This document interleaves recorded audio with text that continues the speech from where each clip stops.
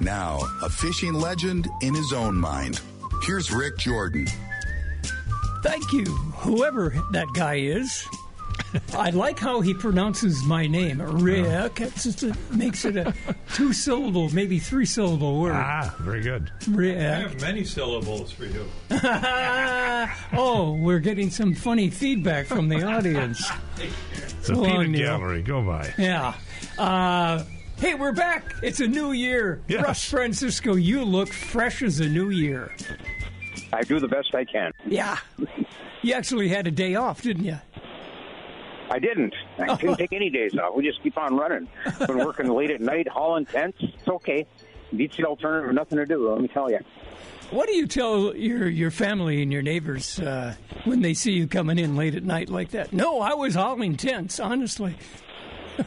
Yeah, my cousin used to say, do you ever drive a truck without a trailer behind it? Not very often. Yeah. Well, I can't wait till the ice is gone now and I can drive a boat trailer behind my little car. It's funny. As nice as the ice is and as much fun as everybody's having, Yep. A lot of folks are in the store saying, 4 more months. Oh, let's see. Is it? Yeah, it would be, 5. Ice Before starts... the opener, but, Yeah. usually by April you can pull your boat out and start Yeah. looking at it and stuff like that. Yeah. What? I'm glad you brought that up. What are some of your clients doing to their equipment? Adding new stuff, of course, but let's say the boat. Are they putting stuff on it? New stuff? Yeah, I think so. I think, other than depth sounders and the obvious trolling motors and things like that, a lot of people are adding track and cleats, and this time of year, in fact, I got a truckload of track and stuff coming in because when it gets nice out, people go in their garages, start working on their boats, and if they're inside, and so they're adding track and different things that they might make their life easier when they're out in the water. Some people are putting these cushioned, as we get an older society, we're putting cushioned pedestals in. And a lot of air ride pedestals. I mean, fancy ones. I mean, these are like $800 pedestals, but it keeps them on the water all day instead of their back wearing out. And so a lot of folks saving up and buying those, and little by little. My boat, it's a Lund, 4 years old now. Wow, it was sure time flies. But it came with pretty cushy air ride seats. Yeah. Yeah, it's a good thing. It'll save your back, and it allows you to stay out all day, and it's a good thing. Yeah, you can raise it up and down, change the level for your hips and knees, and if you hit a big wave, it kind of absorbs it. Yeah, and these air rides absorb all of it. You can set it to any pressure you want, for big guy, little guy, big gal, little gal, doesn't matter. And you can just inflate it a little more. It's air. It's actually air shocks, and it'll absorb all the pressure. And then we got a couple other ones from different companies that we sell, but Wave Pro seems to be the big seller right now. So that's what we keep in stock all the time, and that works really good. And so that's for summer guys. Winter guys is all ice tents now. Yeah. I've been hauling 5 tents a day. I mean, it's crazy. The manufacturers are far behind. So the orders I placed right after the Duluth show are just getting pulled right now. They'll be here next week, so that's how far behind they are. It's crazy. There was last night and said, "Holy cow!" Yeah, holy cow is what I said when I walked into the ice show a couple of weeks ago. I couldn't believe how packed that old hockey rink was. Isn't that nuts? It was unbelievable. Yeah.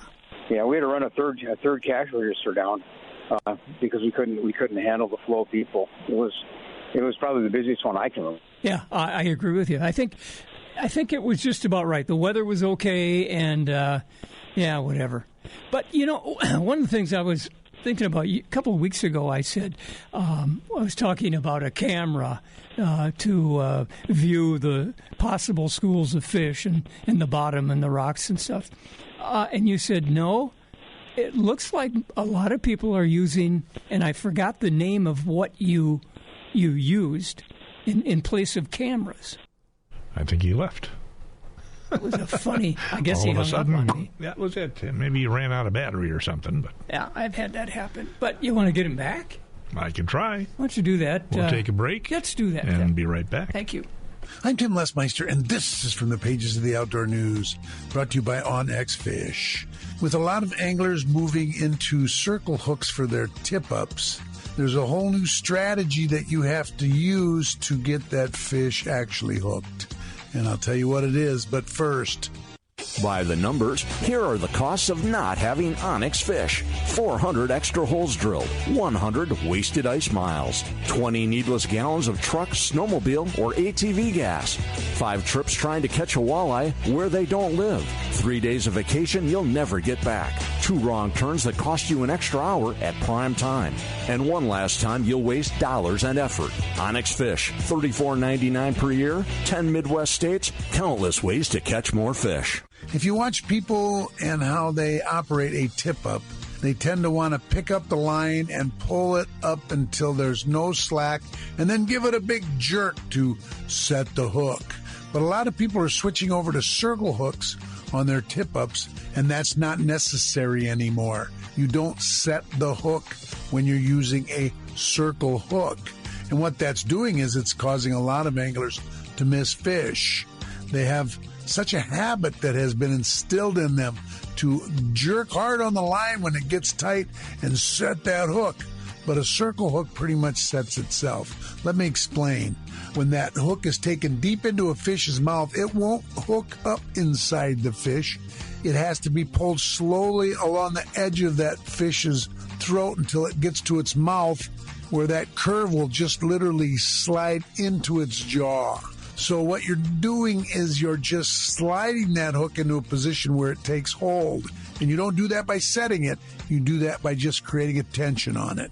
No more hook setting with circle hooks. This is from the pages of the Outdoor News. I guess we're back. We lost Russ. Yeah, we've got, all of a sudden, the phones just kind of died. But not totally dead in our studio, but somewhere along the line. We'll do Pat here shortly. Let's do that. But that guy had a good point there. I have used the circle hook, and it is exactly, it's half a circle. How does that work? How does it hook if it's in a... Well, you don't go boom. Yeah. You just kind of go, okay, buddy, you let the fish take the line out, the tension, and that hook places itself in the jaw or lip. Rather. So what are the advantages of that over a regular hook? Easy to get out again. Okay. And less weeds or something, maybe?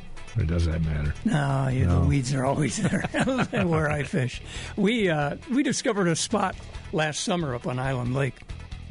We call it Newhouse Bay. And if my son is listening, he just said, don't tell him where that is. Well, you got to discover your own spots to fish. But we call it Newhouse Bay because over the summer, a new house was built. And it turns out that it's got the perfect depth for the time of year that we were fishing this summer. And it's got a little bit of sand, a little bit of rocks, a little bit of weeds if we are looking for northerns and things. So just to do the experimenting and try that slow setting of the hook rather than boom, the jerk.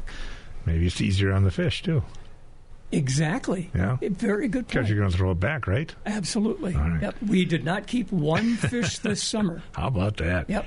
All right, Pat Kukla is standing by. We'll get to her right after this. Hey. You're listening to KDAL's Fishing Frenzy with Rick Jordan. And Pat Kukla, who joins us. And not just fishing, for heaven's sakes. Pat Kukla, you are a purveyor of hunting supplies. I try. Hunting and target shooting. Yep. And everything we can do. Excuse me, I'm sorry. Yeah, I got that too. You got that too? Yes. Okay, good. Coyote hunting is kind of, that's year-round, actually. And trapping ends on the 26th with coyote hunting. So now, we're done with the Christmas and the New Year's and all the other things. There's quite a few people, actually, that do some predator, we call predator hunting, of course. And there's calls for it and different ammo and such like that. It's not a huge deal here, but there's a lot of people that, that do that. And then, of course, the rabbit hunting, that's, I think, the end of February 2026. Rabbit hunting with shotgun or rifle? Yes. Okay. A shotgun is a lot easier because you send a lot of pellets out there. Yeah. So, a rifle would make more sense. But there's people that use shotgun, too.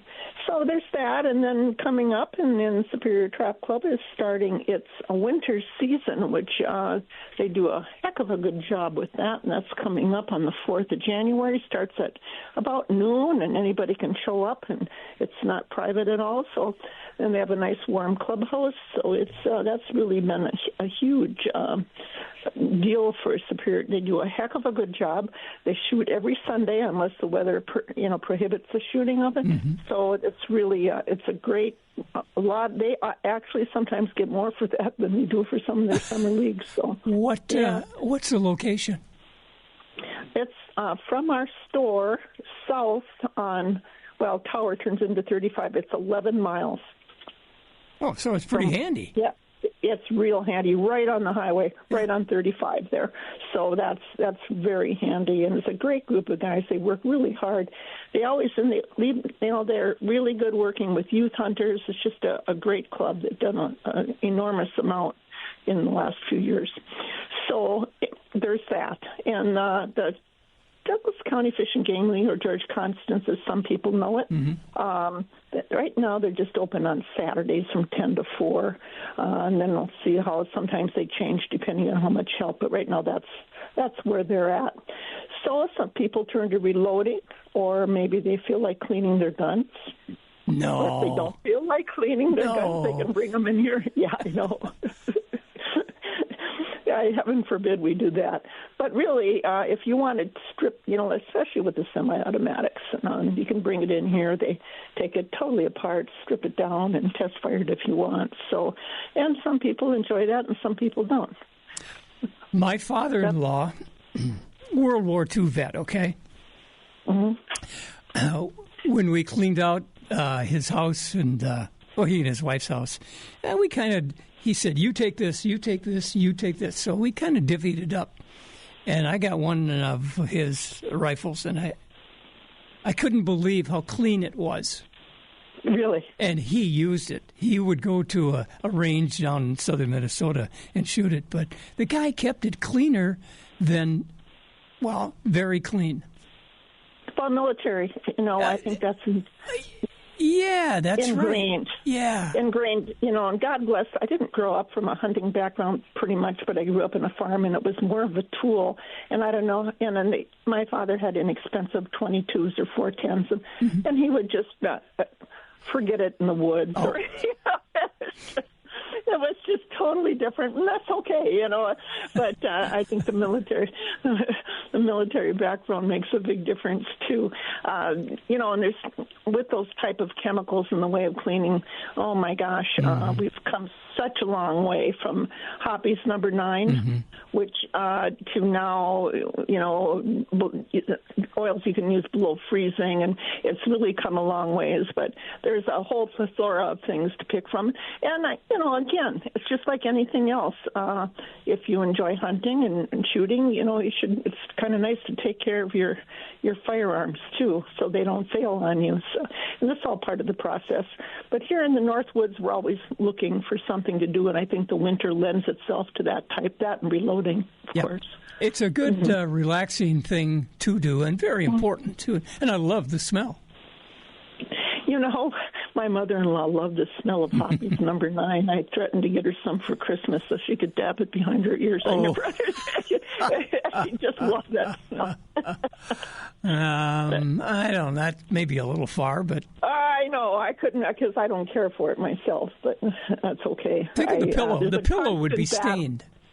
Yeah, it's a constant battle here between the back room. The guys like the certain smell of something, and and so it's who's ever using something back there. They said you better agree on it and now they make odorless ones too, but they don't seem to be so effective.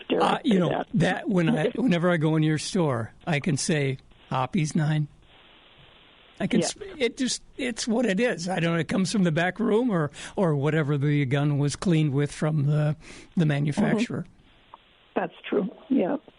So So, like I said, there's a lot of things we do here in the winter that either prepare you or, like I said, reloading, especially being the hobby that it is now, it's the prime time for reloading.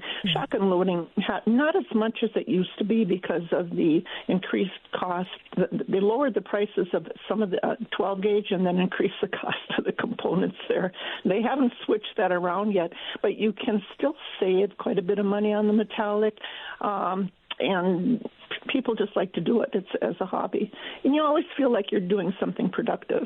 And you'll help us find the right stuff? Yeah, you bet we will. That's why we're here. We can help you out. If you have any questions at all, you just stop in or, certainly give us a call. And there's always somebody here to help you out. The here she's talking about is Superior Shooter Supply. Your address? We're on the corner of Ogden and Winter, 1705 Winter Street. We're open Monday through Friday, 9 to 6, and Saturday, 9 to 5. Happy New Year. And the same to you, my friend. Thank you. We'll be right back. It's Rick Jordan and the KDAL Fishing Frenzy. Listen to previous shows on our podcast page at KDAL610.com or wherever you listen to podcasts. Johnny Charlstrom next on the agenda. I got a question for you, sir. Okay. Private in the Air Force, Dave Steinberg. Airman. Airman? Well, Staff Sergeant is what I ended up as. Hey, congrats. But did you have a gun issued to you? No. Not even a pistol? No. Did you I got shoot? to go. Yeah, I got to go shoot on the range and then you clean. Learn how to use the M16. Yeah. Yeah, cleaning. And the thing jammed up more than it fired, actually, but that's a whole other story. See, you needed Pat Kukul to clean it for you. Maybe that was it. Or take it to Charlstrom. All right. He's been cleaning things for years. Johnny, good morning. Good morning. Happy New Year. Yes, Happy New Year, indeed. Went by your store the other day, and you had a pretty good crowd of cars in the lot. I'm hunching it wasn't fishing, but probably archery. Yeah, our archery leagues are going, and every evening, lot fills up with shooters. Yeah, we like it. Nice to have some business. Good. What does that cost if I want to shoot archery for an hour and I don't have any equipment whatsoever? Just a standard shooting fee. If you're just going to come in and shoot, it's $8, and that's for an unlimited amount of time. So we can shoot for 5 minutes or a couple hours. I don't have any equipment. Do you have stuff we can rent? We have a lot of used bows and bows that are set up for people to demo. And so, when someone comes in and they just want to try out archery, keep on putting bows in their hands and getting them, shooting them, and hopefully they find one that fits like a glove and feels real good, and they get a couple bullseyes, and then pretty soon they're pulling out their credit card. Yeah. Well, that's fun too. How's fishing going? I haven't seen a lot of people on the ices. No, but I can tell you with the last couple of days and the temp drop we've had, ice is pretty good out there. Yeah. We have about a foot ice on most of our lakes now. The only place I heard that things got a little sketchy was during the last warm-up. It sounded like some of that ice started to go backwards on the harbor. So some of the areas that had 10, 11 inches, it started to shrink a little bit. But I have to imagine by this morning, ice has got to be thickening back up again. At the ice fishing show, I saw some cabins that could be pulled out on the lake, and I would think they would need 2 feet of ice or more. They were big. Yeah. You get those. You get a 3/4 ton pickup truck pulling one of those ice mansions. You want to have about 18 inches for all of that. Wow. Is that the term we're going to use now, ice mansion? The ones that I've seen, that's what I call them. They're pretty nice. Pretty magnificent, which maybe is part of the root word of mansion. Yeah. I don't know. Yeah. What? I don't know. It's just I'm so surprised that we don't have roads made out on the lakes and stuff. We're behind on that. Yeah. Most of the ice roads we get on our local lakes here are taken care of by the ice fishermen that are trying to get themselves out. Yeah. With the exception of Tim over at High Banks, he usually maintains a pretty good ice road, and once there's enough ice for pickups and stuff, he'll be out there with the plow truck, and he maintains a pretty good ice road. Yeah. But you go up to like Lake of the Woods, and they really got some ice roads up there. Yeah, they're professional at it, aren't they? Yeah. What is today? Friday. Oh, yeah, the Friday Frenzy. I got it. Yeah, right. Yeah. My son and I and our 7-month-old red Labrador went out to Fish Lake, and I said, hey, let's walk on the ice. Okay, so we're the three of us walking out by the dam, a little bit to the left of it, of course, and it let go an expansion crack that put that dog in the parking lot in 2 seconds. Yeah, no, that's a dog with some good sense built right in. Yes. Like that. Yeah, I don't think he'll ever go back on that ice. All right, some good deals. Anything cooking there we should know about? We got a bait truck in just earlier this week, and boy, did we get some nice shiners. Looking for some, not those great big monsters, but they're a nice mix. There's a few good-sized ones and a lot of those about 2.5 inches that are just the perfect little walleye size. So You're looking for some nice shiners. And we got the rest of the standards too, crappies, chubs, with some decent late pike and late northern for tip-up setups. And good. Yeah, so that's about what we got cooking. Sounds like that, and we're not out of propane yet, so if you got your little propane cylinder, because you're going to want some heat this weekend. Yes, sir. Yes, sir. And a shovel on Sunday. Oh, don't say that. We don't. I like how all these last storms have kind of missed us, and I don't mind if we keep on missing the big snows. Well, Strandberg will give us a forecast in a little bit here, and we'll see what happens. 3 to 6 maybe Sunday, late Sunday into Monday morning. It's not bad. Could be the 3, could be the 6. Cool. Yeah. All right. Johnny, keep it going, and Happy New Year. We'll see you next Friday. Happy New Year. See you next Friday. Bye. 9:39 now at KDAL. 9:40 in the morning, and Dave Miller joins us. Hello, Dave Miller, top of the morning. Oh, Happy New Year to Rick and to Dave and to everybody out there. And it's a crisp one. Yeah, we're going to warm up, though, a little bit. But, of course, with the warm comes snow. Yeah. I just have to be careful that I don't wiggle my ears when I see girls outside because they might crack off. That would be interesting. Yeah. But no, gosh, what a beautiful morning. And the hard part is as I just had somebody ask me, says, "You're going to do your radio show?" And I go, "It's Monday." Yeah. I really have liked it because you work a little bit, you get a day off. You work a little bit, you get a day off. But it's like last night I'm sitting there saying, why aren't any of the shows on TV that are usually on Sunday night? Right. Yeah. Crazy. But I'll tell you, it was nice yesterday to be outside, and we were out in Iron River. And gosh, we probably got a foot of snow out there compared to what we've got in town here in the last little bit. And just trying to get kind of caught up, get things cleaned up, but also looking at getting out, doing a little snowshoeing. My wife did the double header. She went snowshoeing and cross country skiing yesterday. Wow, what an athlete!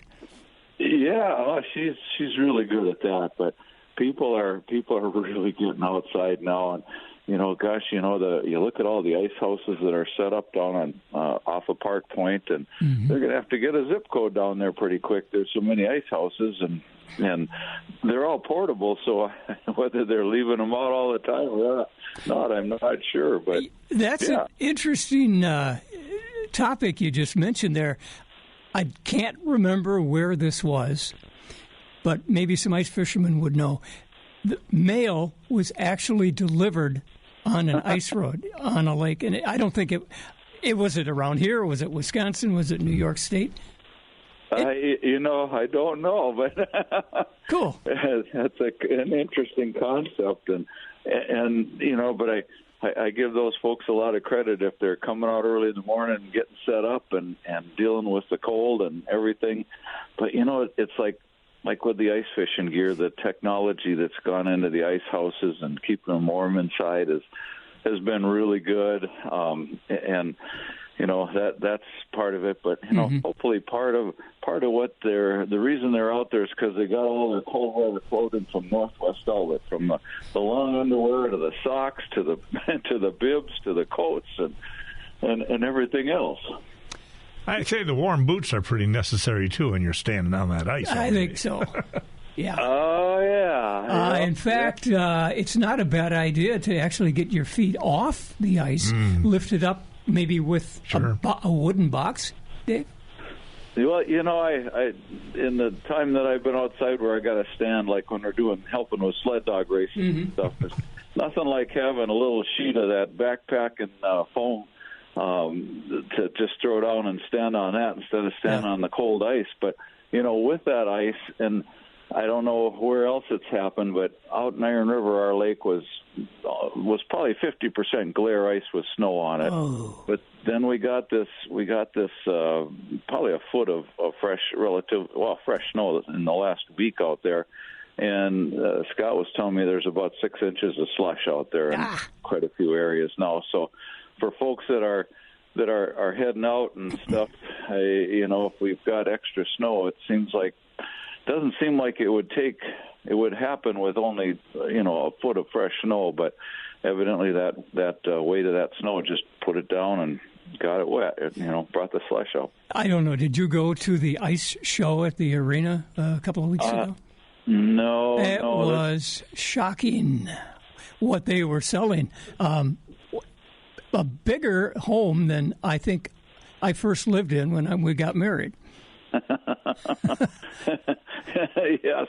Yeah, it's kind of crazy, but I see out at Patterson Park, the North Country Trail folks had a trail hike at Patterson Park State Park out there yesterday, I think it was, and haven't really followed it, but now for the folks that like to get out and about, whether it's snowshoeing or cross country skiing, it's a little hard sometimes to find where the candlelight skis are and where all the different things are. But man, there's a lot of opportunities coming up, and we're just are 25% off on all the kids' outerwear, the kids' winter outerwear. That sale is starting here. I think they might even have it set up for today. So trying to get things going, and I know you're going to get short on time here. Yeah, we are kind of cutting in, but anyhow, and we've across the store, whether it's long underwear, smart wool socks, darn tough socks, the Columbia, the North Face, the Carhartt, all the cold weather stuff, folks, we've got it. Snow pants, bibs, you name it. When you want to get outside, and now of course we got snowshoes too, but we got stuff to keep you warm. So if you need things, come on in and check us out. There you have it, Dave Miller, Northwest Outlet in Superior. Happy New Year one more time. Thanks, everybody, and Happy New Year to you, too. Bye-bye. And Matt King joins us this time around. Howdy, good morning. Good morning. How are you doing? Very, very good. Good. A little cold around the edges. All right, first off, the big question. How has fishing been for the King family? I have not been out. No, I have not been fishing. I've been working and getting other people out. I'm hoping to get out here early next week and head up to that bowstring area. That's a good area. Yep. Yeah, that's what my hope is. I saw last night one of my customers got a 71-inch sturgeon on the bay down there. No kidding. Wow. Yeah, that's a big one. That's as tall as my wife. It's a big fish. Yeah, 71 inches. Yeah, I don't know what poundage that is, but that's a big fish. Wow. There's a pound an inch, maybe, huh? I don't know what they rate those at. You'd have to look, but I mean that's a giant fish. Wow. And there's a lot of big ones in there. And they're fishing for them. They're catch and release, but they're fun to catch. Said it took them 45 minutes to get it in. Yeah, I'll bet. What did they use for bait? He was fishing for walleyes. He had 6-pound test on with a walleye jig. Okay. So, you got to really take it easy on that. That'd take you a long time. Yeah, you definitely have to expand the hole. Yeah, I mean, I don't know how big a hole he was using, but yeah, that's a giant fish. And there's been others I've seen too, but that's the biggest one I've seen for sure. It's amazing. St. Louis River? Yep, St. Louis River. Wow. Well, it goes back to one of the first times I fished on that river. It was kind of just open. We flushed it out and set up the cleaning station there for WLSSD. I had a 3-horse motor on a 14-foot boat, maybe 12-foot, and I caught something. I never saw it. I dragged it around, or it dragged me around for a half hour. Another fishing family, the guy stood up and held his arms very far apart and said, "It's huge." Never saw it. Yeah, wow. There's a lot of big fish down there. You don't know if you're going to get a big carp, a big sturgeon. There's big walleyes, there's northerns, there's muskies, there's everything in there. So you just don't know, what you're going to get. But very fun when you hook something like that, and you'll remember that for a lifetime. I guess so. Well, let's get closer to your backyard. You've got a lot of lakes up your way up there, Hermantown. What have you heard? Good fishing. Caribou has been pretty decent. They've been getting a lot of perch out on Pike Lake. Walleyes and crappies and stuff on Fish and Island. Nice crappies if you can find them on Island. That's a tougher lake to find them on, but if you're one of them ones that knows where they are, you're going to get some nice fish there. But yeah, walleye fishing's been good overall. Boulder, I've heard too, has been decent. There are people getting out, and we had a nice kind of a cold stretch here, putting some more ice on there. It's going to warm up though, starting I think tomorrow, and then trending warmer every day. I think I was looking at even Mondays are 30, so that's going to be pretty nice for fishing. I'll ask the boss here. Dave, what do you see for tips? 30s both Monday and Tuesday and Wednesday, looks like. Most of next week, actually. I don't think it'll... After a cold weekend, we're back to above normal for next week. Yeah. Ice will be okay, right? Yeah, the ice is plenty good. And if you don't get, we can handle little stretches of that. Here and there, we got some snow on the ice now, too, which helps a little bit on that. But we're getting pretty good ice now throughout the whole state, I would say. Down south, a little bit different. But anywhere up here, I'd say north of, Carlton area, probably even Moose Lake, you're looking at pretty decent ice conditions. They are starting to drive on some of these lakes, but I tell people use caution and make sure you know what you're driving on. But we don't have a ton of snow on these lakes, so the slush isn't really an issue. I've heard a few spots, a little bit of slush near shore where the snow drifted in there, but not really much for slush issues because we really don't have that much snow on these lakes, just enough to keep it so you're not sliding around. Yeah. Those warm temps will harden that snow up. It can get a little slippery. But no, we got good ice. It's looking like so far. I mean, I think we're into a pretty good ice season. I don't think unless we had some extremely warm temps for long periods of time and rain or something. But I don't see that coming. I think we're pretty good. I think it was always kind of a treat or fun or a learning experience when you drilled your hole and up sprayed the water from the pressure of the heavy snow. Ooh, like a geyser.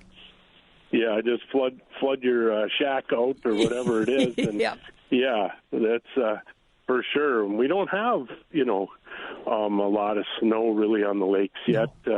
And so that's good. It let us put some ice on there before we got any big snowfalls. Mm-hmm. So that really helps with, like you say, that pressure of that and the slush and different things like that. So fishing's been good all around. It's always interesting to see the monkey see, monkey do of ice fishing anglers because they're not back trolling from here to there to another spot. They get together. If there's one shack out there, somebody else is coming.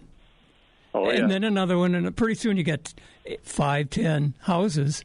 It's a little village. Absolutely. It reminds me of that movie Grumpy Old Men, where they all were out there, and it was like a big village out there, and they were selling stuff and whatnot. And everybody flocks to where other people are, unless you're a person that says, no, I'm not going to fish where those are. Yep. I'm going to go over here and make my own spot. Right? Safety in numbers. Yeah, maybe. Possibly. Yeah. But no, it's been good. I know Tim is posting some from High Banks, posting some ice reports and road reports that he's got out there. And good. We're going through a lot of bait. I do have, this next Thursday, I should get in. I got some new bait coming. We're going to be selling herring. I've been trying to get I love herring. It's delicious. Yeah, I wouldn't eat these ones, though. But these, we can't get Cisco's, and a lot of people are asking for Cisco's. So I got some herring coming. It's going to be all the way there'll be 4 different sizes, from 5 to 8 inch, and then we also got multicolored spikes coming in. They're going to be neon colors, pink, red, green, blue, yellow, all kinds of different colors. I got those coming too. All that's going to show up on Thursday, and pretty excited to have something different for people to use that I think will be, a lot of the people I've been telling them that these herring are coming. They're excited about it for fishing pike and lake trout and things like that. Would we put a 3-hook harness on that? How does that work? Probably a 2-hook harness on those. Maybe you could run a third maybe on the big ones, but I'd say a 2-hook harness. And then some of them bigger ones too, a person could use those, and you could actually cut those for some cut bait on your bucktail jigs and such things like that. So, and herring's a lot more oily than smelt, so it's more like that Cisco, and I think it'll be really good. Wow, interesting. Very interesting. Yeah, we should. I think that the fishermen will really, really like that. And then those colored spikes. I've got white and red spikes in now, but these multicolored ones are going to be pretty interesting. We'll have those in. I think those will be a big hit too. And one more final tip from you. We're looking for a certain depth. What would that be? 10, 20, 25? So for crappies, I would say you're starting to look into those holes, if there's holes on the lakes. Some of the lakes around here don't stay true to that. Fish Lake is one of them where you can catch crappies everywhere. Walleyes, I think you're in that evening time, 6 to 10, 12 feet of water, I would say. Sometimes maybe a little bit deeper, but they'll come up into those shelves in the evenings and early morning. Sometimes the walleyes, I've talked to some guys, they've been doing good on the cloudier days throughout the day, too, fishing for walleyes. And so that's kind of what I would focus on. As far as pike goes, some guys fishing close on those shallow shelves and stuff right outside the weeds. I think another area that people overlook a lot that I fish a lot for pike is where we're out fishing crappies in the deep holes. I'll put my tip-ups out in those areas because there's a lot of panfish in those areas, and those pike, I run them anywhere from about 8 to 15 feet below the ice. Mm-hmm. And I catch a lot of pike while we're crappie fishing like that. I saw some houses around Airplane Island on Fish Lake, so that's what they're going for. Yeah. So some things there I think I would focus on. Because those pike, if you're looking for pike, they like to be around where those crappies and bluegills are, right, and perch and things. So, walleyes, in the evenings, I'd say that 6 to 12 feet of water, sometimes out to maybe 16. It depends on where your humps are and your shelves and what they like to come up on. And there you have it from Matt King, Fisherman's Corner. Matt, keep a tight line. Thank you very much. Sounds good. Have a good week. Happy New Year to you. Well, that's a good show, Dave. Thank you. Hey, you betcha. We'll do it again next week. How's that? Let's start on time this time. Next week. Sounds like a deal. Yeah. Coming up next is news from CBS. Thank you.